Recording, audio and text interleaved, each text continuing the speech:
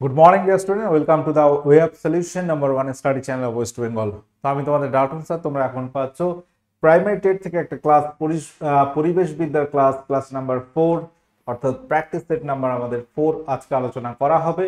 তো আমাদের যে ক্লাস রুটিন তোমরা পাচ্ছ the web solution free class, August মাসের যে ক্লাস রুটিন সকাল 8:30 থেকে আমার মেক্স জিকে প্র্যাকটিস হয় নর্মালি। তো এখানে আজকে পাচ্ছ প্রাইমারি টেটের ক্লাস পরিবেশ বিদ্যা থেকে। তো সমস্ত ক্লাসের আমাদের নোটিফিকেশন বা লিঙ্ক তোমরা আমাদের verified telegram group the way of সলিউশনে পাবে। ওয়ে অফ সলিউশন টেলিগ্রাম গ্রুপে অবশ্যই জয়েন করো। পাশাপাশি আমাদের TWS একাডেমি নামে অ্যাপ রয়েছে, এখানে কিন্তু আমরা পেড কোর্স করাচ্ছি এবং তোমাদের জন্য যারা প্রাইমারি পরীক্ষা দেবে তাদের জন্য যে নিউজটা আছে, ফাউন্ডেশন ব্যাচ লঞ্চ করা হয়েছে ফর WB টেট এক্সাম 2024, অর্থাৎ 2024 সালের প্রাইমারি টেট এক্সামকে টার্গেট করে আমরা একটা ফাউন্ডেশন ব্যাচ তোমাদেরকে করাবো, যেখানে সমস্ত বিষয় থেকে ক্লাস থাকছে।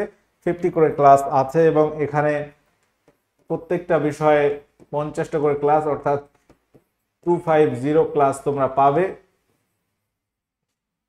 তো এতগুলো ক্লাস করানো হবে 4 মাস ধরে। 4 মান্থ এই ক্লাস চলবে এবং 8 মান্থ তোমরা ভ্যালিডিটি পাবে, অর্থাৎ 8 মাস ধরে অ্যাক্সেসটা তোমাদের থাকছে।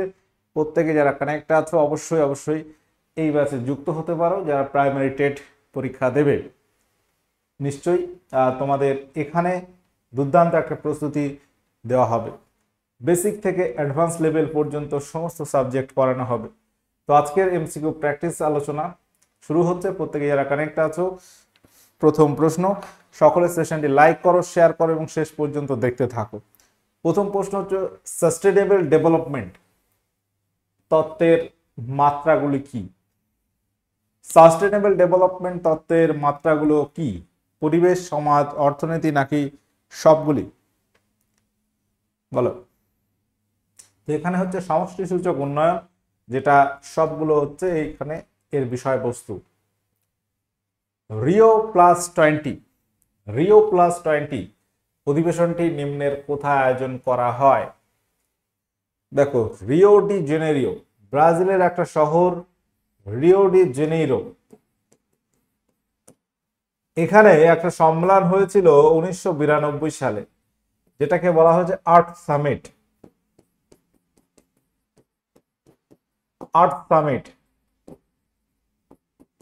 অর্থাৎ বাংলায় যেটাকে বলা হয় বসুন্ধরা সম্মেলন। বসুন্ধরা সম্মেলন কোথায় হয়? প্রশ্নটা এটা আসে যে বসুন্ধরা সম্মেলন কত সালে হয়েছিল, কোথায় হয়েছিল? প্রথম 1992 সালে হয়েছিল রিও ডি জেনেরিও শহরে। তো সেখানে রিও+20 মানে কত সালে বলো? 1992 + 20, অর্থাৎ 2012 সালে এই অধিবেশনটি হয়, সেই আবারও রিও ডি জেনেরিওতেই। অপশন বি এখানে সঠিক উত্তর আছে। পরবর্তী প্রশ্ন, জীবদেহের প্রধান শ্বসন বস্তুটি হলো কি? জীবদেহের প্রধান শ্বসন বস্তুটি হলো কি? শ্বেতসার, amino acid, fatty acid, glucose?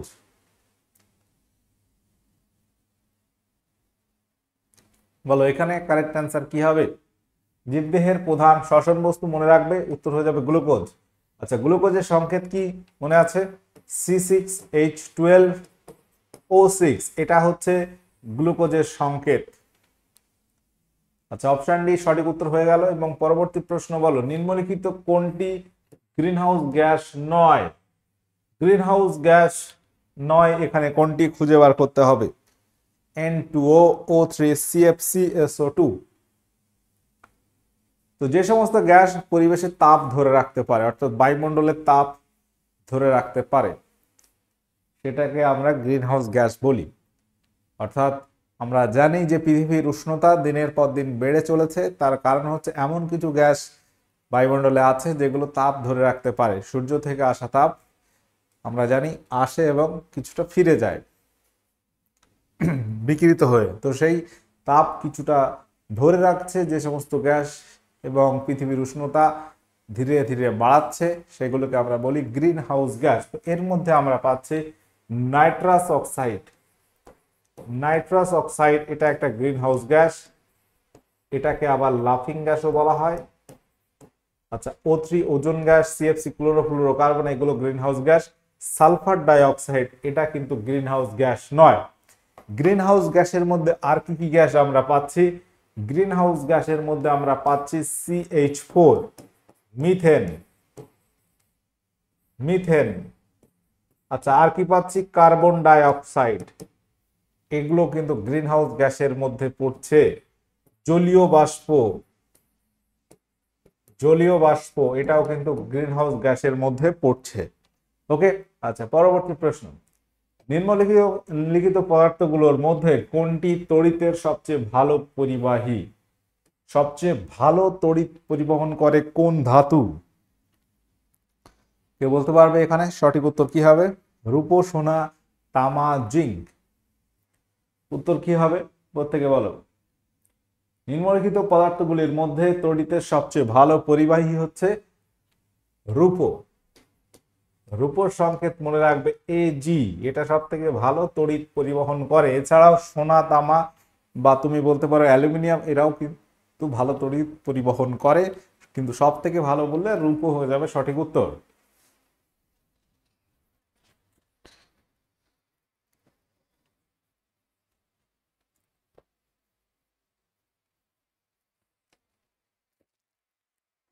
তো এখানে এবার প্রশ্ন হচ্ছে, জলাভূমিকে মানবদেহের যে অংশের সঙ্গে তুলনা করা হয় সেটি হলো কি? মানবদেহের কোন অংশের সঙ্গে তুলনা করা হয়? তো পৃথিবীতে যে জলাশয় রয়েছে, আমরা জানি পৃথিবীতে প্রায় 71% জলভাগ, বাকি 29% স্থলভাগ। তো টোটাল জলাভূমি বা জলভাগকে মানবদেহের যে অংশের সঙ্গে তুলনা করা হয় সেটা হচ্ছে কিডনি বা বৃক্কের সঙ্গে তুলনা করা হয়। ঠিক আছে,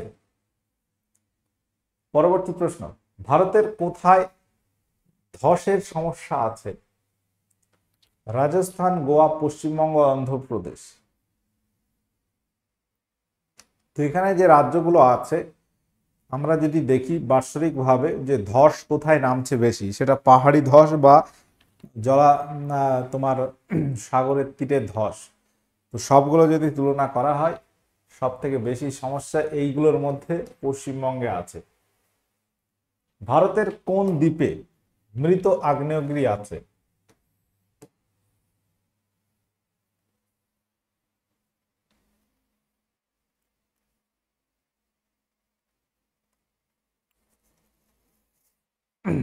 তো ভারতে যে জীবন্ত আগ্নেয়গিরি হচ্ছে কি? ব্যারেন। তো ব্যারেন দ্বীপপুঞ্জ আছে।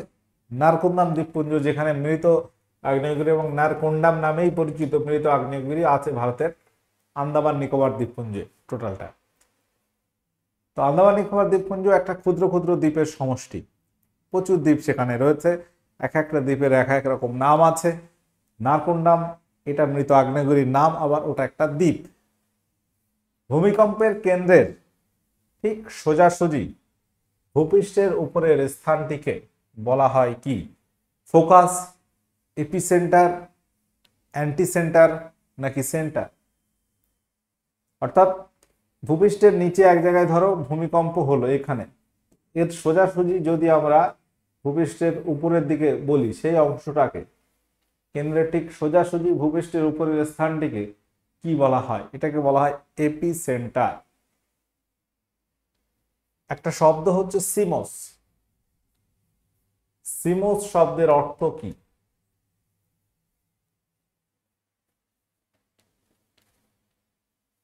কে বলতে পারবে? উত্তর হবে ভূকম্পন। আমরা ভূমিকম্পের তীব্রতা মাপতে একটা যন্ত্র ব্যবহার করি, সেটা হচ্ছে রিক্টার স্কেল, আর একটার নাম আমরা জানি সিসমোগ্রাফ। তো সিমোস কথাটা যার অর্থ হচ্ছে ভূকম্পন। আচ্ছা, মান্নার উপসাগর, কচ্ছ উপসাগর, লাক্ষাদ্বীপ, আন্দামান নিকোবর দ্বীপপুঞ্জ, ভারতের এই চারটি অঞ্চলে নিম্নলিখিত কোনটি দেখা যায়? প্রবাল, নুড়িপাথর, আগ্নেয়গিরি, সুনামি। কে বলতে পারবে উত্তরটা কি হবে? ভারত শ্রীলঙ্কার মধ্যে রয়েছে মান্নার উপসাগর, মানে ভারত শ্রীলঙ্কার সঙ্গে, ভারতের সঙ্গে শ্রীলঙ্কার যে বিচ্ছিন্ন হচ্ছে পক প্রণালী এবং সেখানে রয়েছে মান্নার উপসাগর। তো এই সমস্ত অঞ্চলে দেখা যায় প্রবাল দ্বীপপুঞ্জ বা প্রবাল, প্রবালকে আমরা আবার বেন্থস বলতে পারি। আচ্ছা, একটি মানুষ সৃষ্ট বিপর্যয় হলো কোনটি? মানুষ যে বিপর্যয় সৃষ্টি করে তার মধ্যে এখানে কোনটি একটা বিপর্যয় বলতে পারি? বিভিন্ন বোমা বিস্ফোরণ, সন্ত্রাসবাদ, এগুলোকে আমরা মানুষ সৃষ্ট বলতে পারি।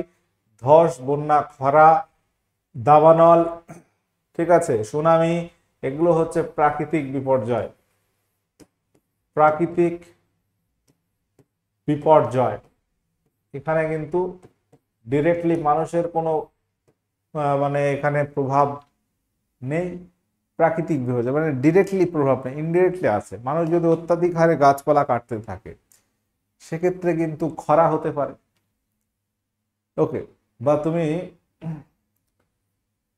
নদীর বিভিন্ন ধস, গাছ কাটার ফলে বিভিন্ন পাহাড় সংলগ্ন এলাকায় পাহাড় কাটার ফলে ধস নামে, বা তুমি তোমার সমুদ্র উপকূলবর্তী অঞ্চলে বিভিন্ন গাছ কাটার ফলে ধস নামতে পারে, বা বন্যা অনেক সময় অনিয়ন্ত্রিত এই গাছপালা কাটার ফলেও কিন্তু অনেক সময় অনিয়ন্ত্রিত বন্যাও হতে পারে।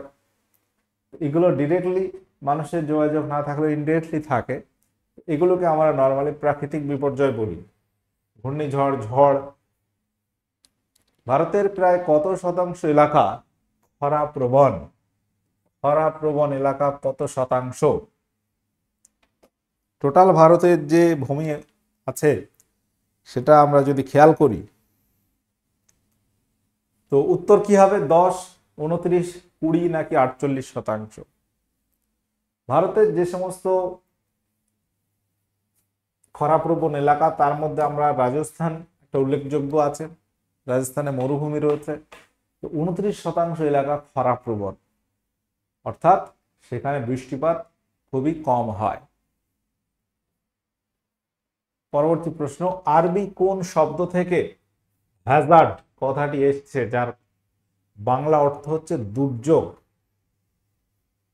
কোন শব্দ থেকে এই হ্যাজার্ড কথাটা এসছে যার বাংলা অর্থ হচ্ছে দুর্যোগ? আল জাহার, জাহার, আজাড, নাকি অপশন ডি হাজার? এগুলোর নামগুলো প্রায় একই রকম, তোমাকে সঠিক উত্তরটি এখানে নির্বাচন করতে হবে। প্রত্যেকে যারা কানেক্ট আছো চেষ্টা করো। উত্তরটা অপশন এ, AZJAHR, এই শব্দ থেকে হ্যাজার্ড কথাটি এসছে। পরবর্তী প্রশ্ন, সুনামি এটা কোন দেশের শব্দ? ভারতবর্ষে 2004 সালে সুনামি হয়। এই সুনামির ফলে ভূমিকম্প হয়, বিভিন্ন জায়গায় বন্যা হয়, জলোচ্ছ্বাস হয়, বহু মানুষ তথা প্রাণী মারা যায়, জলতলে চলে যায়। 2004 সালে ভারতে সুনামি হয়। সুনামি কথাটা শুরু হয় টি দিয়ে। ওকে, এটা একটা জাপানি শব্দ, এটা হচ্ছে একটা জাপানি শব্দ। ইন্টারন্যাশনাল ডিজাস্টার রিডাকশন ডে অর্থাৎ বিপর্যয় লঘুকরণ দিবস, এটি কবে পালিত হয়? ইন্টারন্যাশনাল ডিজাস্টার রিডাকশন ডে অর্থাৎ বিপর্যয় লঘুকরণ দিবস, এটি কবে পালিত হয়? 10 জানুয়ারি, 15 মে, 30 এপ্রিল, 13 অক্টোবর। এই যে অপশনগুলো আছে তোমাকে সঠিক উত্তর নির্বাচন করতে হবে। তো পরিবেশ সংক্রান্ত বিভিন্ন দিবস আমাদের মনে রাখতে হবে, যেমন বিশ্ব পরিবেশ দিবস, জলাভূমি দিবস, আন্তর্জাতিক ওজোন দিবস, বিশ্ব খাদ্য দিবস। তো এই ধরনের প্রচুর দিবস রয়েছে, জল দিবস, আর্থ ডে। তো 13 অক্টোবর ডিজাস্টার রিডাকশন ডে পালন করা হয়। নিম্নলিখিত কোনটি একটি পাখিরালয়? এই যে অপশনগুলো রয়েছে, পুলিকট হ্রদ, শিমলিপাল, প্যাংগং হ্রদ, বান্দিপুর, এর মধ্যে কোনটি পাখিরালয়? তোমাকে খুঁজে বার করতে হবে।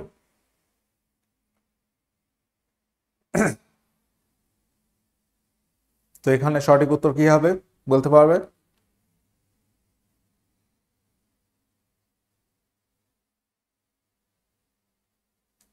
এর মধ্যে পাখিরালয় হচ্ছে পুলিকট হ্রদ, যেটি আছে অন্ধ্রপ্রদেশে।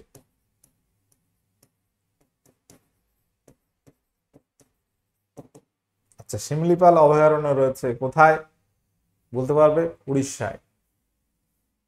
বন্দিপুর কর্ণাটক। প্যাংগং হ্রদ কোথায় আছে কেউ বলতে পারবে? এটা কোন রাজ্যে আছে?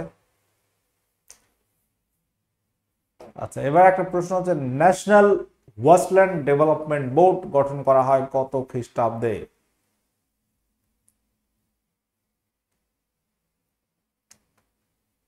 ন্যাশনাল ওয়েস্টল্যান্ড বোর্ড, অর্থাৎ ওয়েস্টল্যান্ড মানে পতিত ভূমি, ওয়েস্ট যেখানে বর্জ্য পদার্থ ফেলা হয় অনেক জায়গায়, ওয়েস্টল্যান্ড পতিত ভূমি ডেভেলপমেন্ট বোর্ড, যেটি গঠন করা হয়েছিল 1985 সালে। ভারতবর্ষে এই বোর্ড গঠিত হয় 1985 সালে।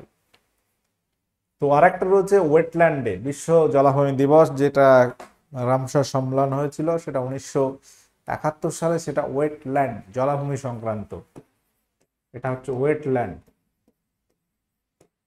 সম্মেলনটা হয় 1971 সালে রামসারে, ইরানের একটা শহর রামসার, সেখানে সম্মেলনটা হয় বলে সেটাকে রামসার সম্মেলন বলা হয়। সেটা 1971 সালে হয়েছিল। ভারতের জীববৈচিত্র্য এটি কোন ধরনের মধ্যে পড়ছে? Alpha, beta, gamma, phi. ভারতবর্ষের জীববৈচিত্র্য এটি কোন ধরনের জীববৈচিত্র্য উদাহরণ? জীববৈচিত্র্যকে আমরা আলফা, বিটা এবং গামা বৈচিত্র্যে ভাগ করতে পারি। বৃহৎ অঞ্চল বোঝালে সেটা হবে গামা বৈচিত্র্য। অপশন সি এখানে সঠিক উত্তর আছে। পরিবেশ বিদ্যা সংক্রান্ত বিষয়ের উপর পাঠ উপস্থাপনের শিক্ষক কি পদ্ধতি অ্যাপ্লাই করতে পারে? পাঠ উপস্থাপনের পূর্বে পাঠ পদ্ধতি নির্দিষ্ট করবেন, শ্রেণীকক্ষের পরিস্থিতি অনুযায়ী পাঠ পদ্ধতি স্থির করবেন, শিক্ষার্থীর সঙ্গে আলোচনার পর পদ্ধতি স্থির করবেন, নাকি একাধিক পদ্ধতির সংমিশ্রণে পাঠ উপস্থাপন করবেন। তো এই যে বিষয়টা আছে পেডাগজিক্যাল পার্ট থেকে, এই ধরনের প্রশ্ন পরীক্ষা এসছে এর আগেও। তো আমরা এখানে দেখব অপশন ডি, একাধিক পদ্ধতির সংমিশ্রণে পাঠ উপস্থাপন করবেন শিক্ষক। আচ্ছা, প্রত্যেকে তোমরা যারা কানেক্ট আছো, যারা পরে কানেক্ট হয়েছো, একটু দেখে রাখো, আমাদের ফাউন্ডেশন ব্যাচ লঞ্চ হয়েছে প্রাইমারি টেক থেকে। এখানে ডিটেলসে ক্লাস করানো হবে একদম বেসিক থেকে। প্রত্যেকে যারা কানেক্ট আছো, প্রাইমারি পরীক্ষা প্রস্তুতি আমাদের সঙ্গে নিতে চাও, TWS একাডেমি অ্যাপ ডাউনলোড করো, সেখানে তোমরা এই ব্যাচ পেয়ে যাচ্ছ। 4 মাসের একটা দুর্দান্ত ব্যাচ করানো হচ্ছে। পাশাপাশি আমাদের অন্যান্য পরীক্ষার জন্য বেশ কিছু ব্যাচ আছে, প্রয়োজন হলে তোমরা অবশ্যই নিতে পারো।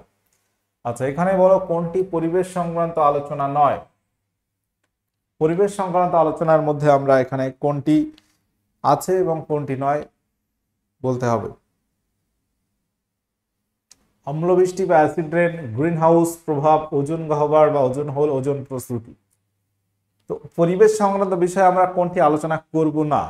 ওজোন প্রস্তুতি। ওজোন গ্যাস কিভাবে প্রস্তুত করা হয় সেটা আমাদের না জানলেও চলবে, কিন্তু ওজোন হোল বা ওজোন গহ্বর কি, গ্রিন হাউস এফেক্ট কি, অ্যাসিড রেন কি, এগুলো কিন্তু আমাদের পরিবেশ সংক্রান্ত আলোচনার বিষয় হবে, কিন্তু এটা হচ্ছে নয়। নিম্নের কার গমন অঙ্গ থাকে না? নিম্নের কার গমন অঙ্গ থাকে না?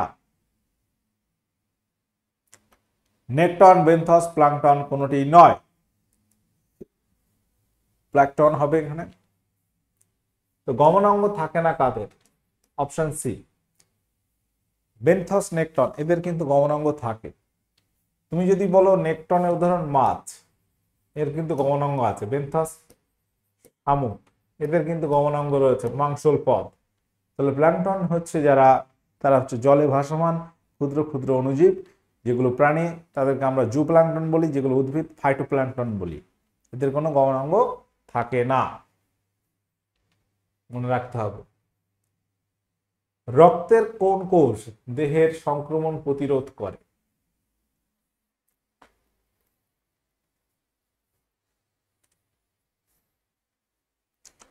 রক্তের কোন কোষ দেহের সংক্রমণ প্রতিরোধ করে বলতে পারবে? রক্তের মধ্যে আমরা যদি দেখি রক্তরস এবং রক্তকণিকা আছে। রক্তকণিকার মধ্যে শ্বেত রক্তকণিকা, লোহিত রক্তকণিকা, অনুচক্রিকা, এগুলো আছে। তো এর মধ্যে আমরা জানি লোহিত রক্তকণিকার কাজ রক্তে অক্সিজেন সরবরাহ করা, শ্বেত রক্তকণিকার কাজ রোগ জীবাণু ধ্বংস করা অর্থাৎ দেহের সংক্রমণ প্রতিরোধ করা, অনুচক্রিকার কাজ হচ্ছে রক্ত জমাট বাঁধতে সাহায্য করা অর্থাৎ রক্ত তঞ্চনে সাহায্য করা। এরিথ্রোসাইট মানেই কিন্তু লোহিত রক্তকণিকা। ভারতের কোন রাজ্যে প্রথম রোটা ভাইরাস টিকাকরণ প্রজেক্ট চালু হয়? রোটা ভাইরাস টিকাকরণ প্রজেক্ট চালু হয়েছিল প্রথম কোন রাজ্যে? হিমাচল প্রদেশ, মধ্যপ্রদেশ, বিহার, ঝাড়খণ্ড। তো এখানে সঠিক উত্তর কি হবে? ভারতের কোন রাজ্যে প্রথম রোটা ভাইরাস টিকাকরণ প্রজেক্ট চালু হয়? উত্তর হয়ে যাবে হিমাচল প্রদেশে। পরিবেশ বিদ্যার শিক্ষক শিক্ষিকা হিসেবে আপনি নিম্নলিখিত প্রাণীগুলির ছবি শিক্ষার্থীদের দেখিয়েছেন। এই তালিকায় কোন প্রাণীটি অমেরুদণ্ডী? বলো। পরীক্ষার প্রশ্ন, প্রাইমারি পরীক্ষা, বিগত বছরের একটি প্রশ্ন। মেরুদণ্ডী অমেরুদণ্ডী প্রাণী চিহ্নিতকরণ করতে হবে। তো এই যে ব্যাপারটা আছে, উত্তর কি হবে এখানে? ব্যাং, পাখি, হাঙর এগুলো মেরুদণ্ডী প্রাণী। জেলিফিশ এটা কিন্তু অমেরুদণ্ডী প্রাণী।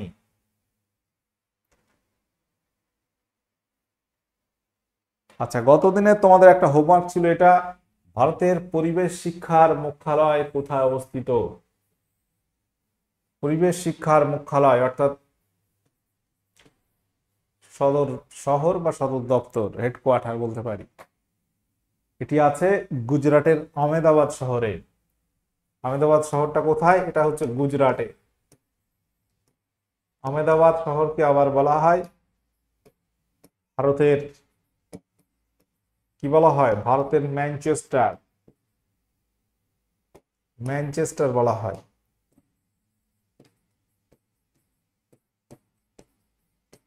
কারণ এখানে বস্ত্রবয়ন শিল্পের জন্য বলা হয় ভারতের ম্যানচেস্টার। তো আহমেদাবাদ শহরে রয়েছে পরিবেশ শিক্ষার মুখ্যালয়। ওকে, বিভিন্ন ঐতিহাসিক স্মৃতিসৌধ, মন্দির ইত্যাদি নিচের কোনটি দ্বারা মারাত্মকভাবে ক্ষতিগ্রস্ত হচ্ছে? বলতে পারবে? সঠিক উত্তর এখানে কি হবে? বিভিন্ন ঐতিহাসিক স্মৃতিসৌধ, মন্দির ইত্যাদি নিচের কোনটি দ্বারা মারাত্মকভাবে ক্ষতিগ্রস্ত হচ্ছে? তো এখানে এই সমস্ত স্মৃতিসৌধ যেটা ক্ষতিগ্রস্ত হচ্ছে অ্যাসিড রেনের জন্য, অ্যাসিড বৃষ্টির জন্য, তাই তো, যেটাকে আমরা বলছিলাম অম্ল বৃষ্টি। তো অ্যাসিড রেন যেটা হয় এর মূল উপাদান কি কি থাকে? দেখো, অ্যাসিড রেন মানে বৃষ্টির সঙ্গে অ্যাসিড পড়ছে, যেটা পাথরের কুষ্ঠ, স্টোন ক্যান্সার সৃষ্টি করছে, বা বৃদ্ধ এই সমস্ত স্মৃতিসৌধ এদেরকে ক্ষতি করছে। তো অ্যাসিড রেনটা কিভাবে হচ্ছে? দেখো, বাতাসে রয়েছে সালফার ডাই অক্সাইড, নাইট্রোজেনের বিভিন্ন অক্সাইড রয়েছে। তো এগুলো যখন বৃষ্টি হচ্ছে জলের সঙ্গে মিশছে এবং এটা কি করছে? এটা থেকে তৈরি করছে H2SO4 অর্থাৎ সালফিউরিক অ্যাসিড তৈরি করছে। NO2 থেকে HNO3 তৈরি হচ্ছে, নাইট্রিক অ্যাসিড, সালফিউরিক অ্যাসিড, যেগুলো বৃষ্টির সঙ্গে চলে আসছে এবং এগুলোই অ্যাসিড রেন সৃষ্টি করছে। তাহলে এখানে উত্তরটা আমরা বলবো SO2, সালফার ডাইঅক্সাইড। SO2 মানে সালফার ডাইঅক্সাইড, যেটা হচ্ছে অ্যাসিড বৃষ্টির জন্য দায়ী একটা উপাদান। ওকে, তো আজকের ক্লাসের প্রশ্ন আলোচনা আমরা এখানে এন্ড করব। তোমাদের একটা হোমওয়ার্ক দেব যে গ্রিন হাউস গ্যাসের মধ্যে প্রধান গ্রিন হাউস গ্যাস কোনটি? প্রধান গ্রিন হাউস গ্যাস, এগুলো আমরা খুব ডিটেলস আলোচনা করব ব্যাচে। গ্যাস কোনটি? প্রত্যেকে এটা কমেন্ট করে জানাবে। এটা থাকলো আজকের হোমওয়ার্ক। তো 27% আলোচনা করা হয়েছে, কার কত স্কোর হলো একটু জানিয়ে দেবে। তো আমাদের এই চ্যানেলে বিভিন্ন অন্যান্য সরকারি চাকরি পরীক্ষার প্রস্তুতিও দেওয়া হচ্ছে। বিভিন্ন পরীক্ষার প্রস্তুতি পেতে আমাদের free class the way of solution TWS academy YouTube চ্যানেলে হচ্ছে। যারা নতুন আছে অবশ্যই সাবস্ক্রাইব করে রাখতে পারো। বিভিন্ন পরীক্ষার খবর, চাকরি পরীক্ষার প্রস্তুতি খুব ভালোভাবে করানো হয়।